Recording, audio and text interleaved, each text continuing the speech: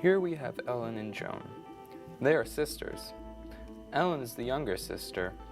She is 14 in middle school and takes Ritalin for her attention deficit hyperactivity disorder, or ADHD. Her medications help her focus in school and learn like the rest of her classmates. Ellen also uses Ritalin to focus on her homework after school. Ellen's doctor put her on Ritalin when she was in elementary school and was told that this medicine was just for her. Joan is a few years older and in high school. She is a junior and taking a lot of difficult classes. Joan has a lot of things in her life competing for her time, whether it's spending time with friends, from school, or after-school practices for lacrosse. She never seems to have enough time to sit down and focus on her studying. She gets very worried about her grades and has been looking for a way to make studying easier. She recently discovered that some of her classmates have been taking drugs to help them study. Joan has known that Ellen has been on Ritalin for a few years now and is thinking of trying one of her sister's pills to study for a test that she has this week.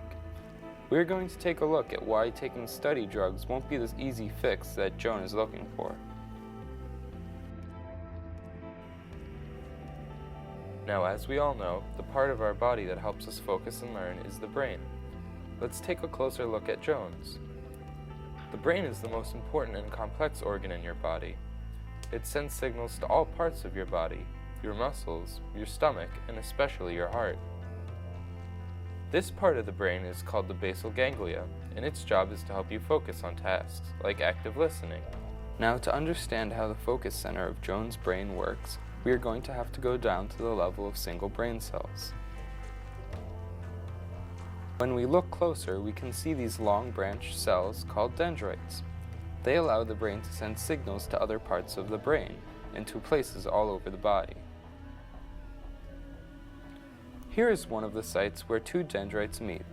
This area is called a synapse. Let's see how the signal gets passed on. These small molecules are called dopamine. Dopamine has many jobs in the body. Here in the synapse, it is working to make Joan concentrate on something. The movement of the dopamine from one brain cell to another is always happening, even when we are asleep. When Joan's brain wants to concentrate more on something, it will send more signals using more dopamine. Now let's take a look at Ellen's brain and find out why ADHD causes her brain to work a little differently. Because Ellen has ADHD, her brain doesn't allow her to send the necessary signals for her to focus for long periods of time. This is why Ellen needs to take drugs like Ritalin. Ritalin comes in many shapes and sizes: pills, capsules, liquid, and some people even take it as a patch. This is a single drug molecule of Ritalin. Ritalin is a drug that gets into the body and goes right up to the brain to help send better signals. Adderall, Concerta, Metadate are other medicines that do the same thing as Ritalin. Joan has decided to take a few of her sister's Ritalin pills before she gets to the studying she needs to do for her big calculus test in a few days. She feels very nervous about taking the pills because she hasn't been on any drugs before unless she was sick. How long will they last? Will they work right away? I hope these do the trick. Have to ace this test.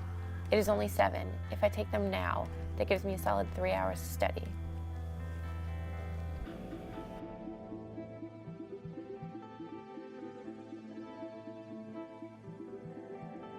Now, when Joan's brain receives the Ritalin, it has a different reaction than Ellen's brain. Because Joan does not have ADHD, her brain is going to overreact to the amount of signals being sent. Joan's brain is being flooded with dopamine, and when this happens, Joan is not just going to be concentrating more, but it's going to cause the rest of her body to react. About a half hour after Joan took the Ritalin pills, she noticed that along with the increased focus, she had begun sweating, breathing very fast. Her hands have started to shake. She has started to feel nauseous.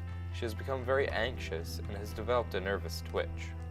Dealing with all of these side effects makes it hard for Joan to study, and before she knows it, 3 hours have gone by, and it's 10 o'clock. If she wants to get enough sleep for tomorrow, she will have to go to bed soon. Joan gets ready for bed and lies down, but can't seem to fall asleep because of her Ritalin.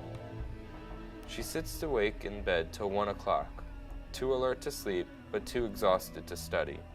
Joan begins to think, was turning to drugs really helping her? Can you guys help me? What do I do now?